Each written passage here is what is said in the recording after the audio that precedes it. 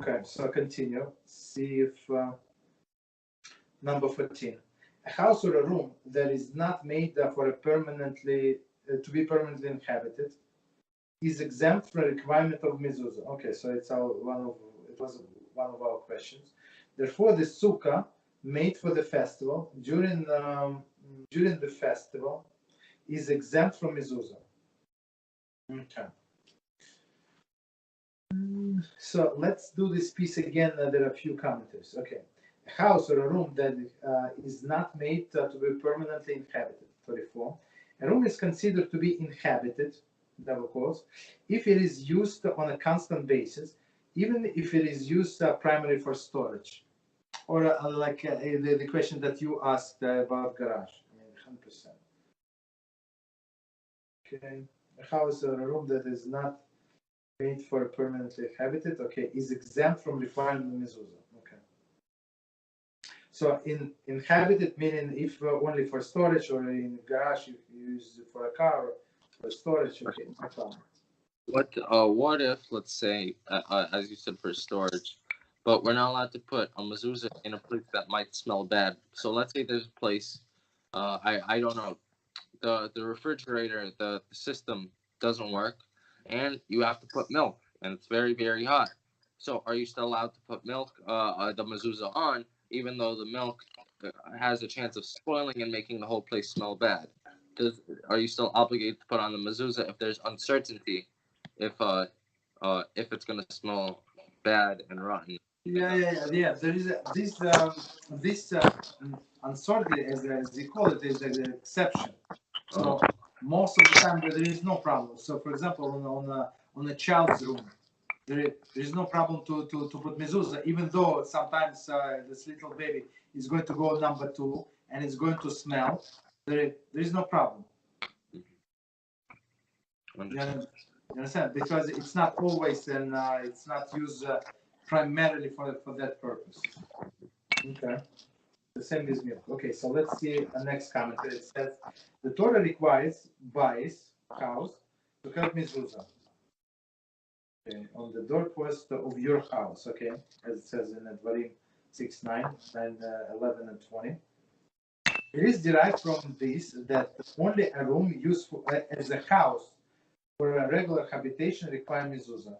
So I would say this RV, I would say it's required, but we can double check. Based on everything that we said so far, I would say, yeah. Okay, therefore the sukkah made for the festival during the festival is exempt from mezuzah. Could you put yourself on mute if you, unless you have questions? You have questions? Okay, sorry. All right, so there Kitzur writes that one who has a room in his house, which during the year certainly must have a mezuzah, that is transformed into the sukkah by removing the roof and replacing with a skach, require mezuzah even during the sukkahs. So that's you know what they do, that in they do it in on the West Coast, in Los Angeles and all of this on the West Coast, because it is warm. So they have this retractable roofs, right? So the roofs like sun or water, a retractable roof. So it goes this way, and it's like open sky. So basically, you're in your sitting room or whatever you want to call this room, and there's open sky, and they put scarf on top, and basically you have for yourself sukkah. So all you live in this house. You have this room that you use during the year, but you use it as a sukkah on a holiday. And same in Israel, in many places. They put, I mean, if they're on the top floor, of course, they can use it. So Mishnah Brura, however, cites Prima Megadim, who holds that even such a room is exempt from requirement of mezuzah during the days of Sukkot. But basically, in all of the examples that I gave, I mean, the mezuzah is there, so you're not going to remove the mezuzah. Basically, it is there. According to Rabbi Moshe Feinstein, that's all in Igras Moshe Orachaim 5, chapter 41. A mezuzah is still required during the Sukkot. In this case, since the Sukkah serves as a room the entire year. I mean, the way I see it, like practically, you're not going to remove this mezuzah. See Mishnah Berurah 6:26-21. Regarding the obligation of mezuzah on a sukkah from which there is an entrance into the house. From which it is an entrance to the house. Okay. Continue with Kitzur. Likewise, those stores that are made on market day for the duration of the fair and afterwards are disassembled and are left unused are exempt from mezuzah since they are not used on a permanent basis. However, those shops that are regularly used and stocked with the merchandise require mezuzah. Shulchan Aruch here there. 281:11.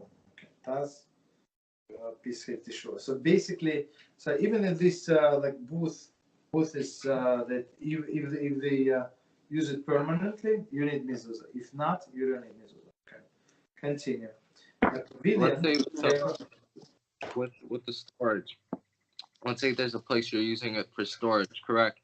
And you need a mezuzah on it. Okay, let's say you need it.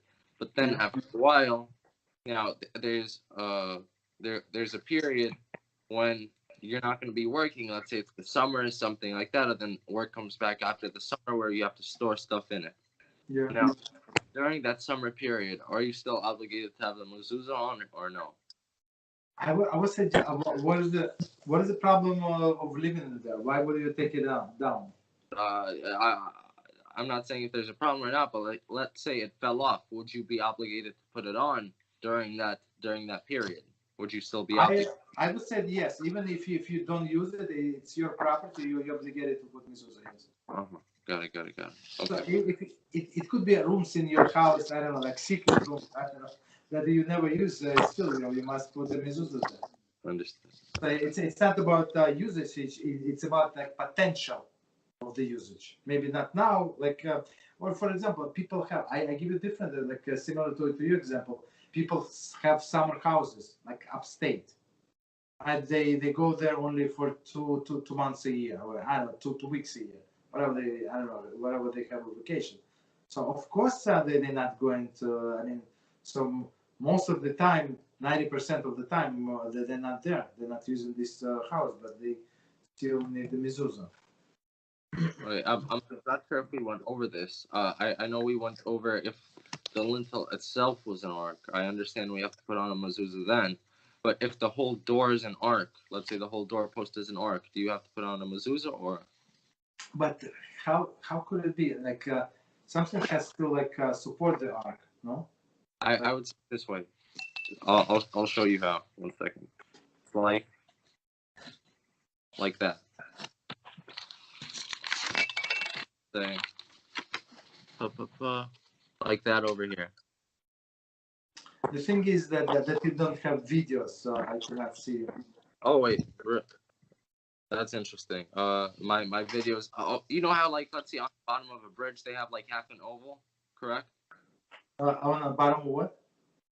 Bridge. Let's say you go through. Oh, bridge. Yeah. Okay. So if the whole arc, so we said in there. 1 second. So if they have 10 tefachim straight, I guess. 1 second, I'm going back. But the thing itself might look straight because it's big, but really it's rounded. So where does it?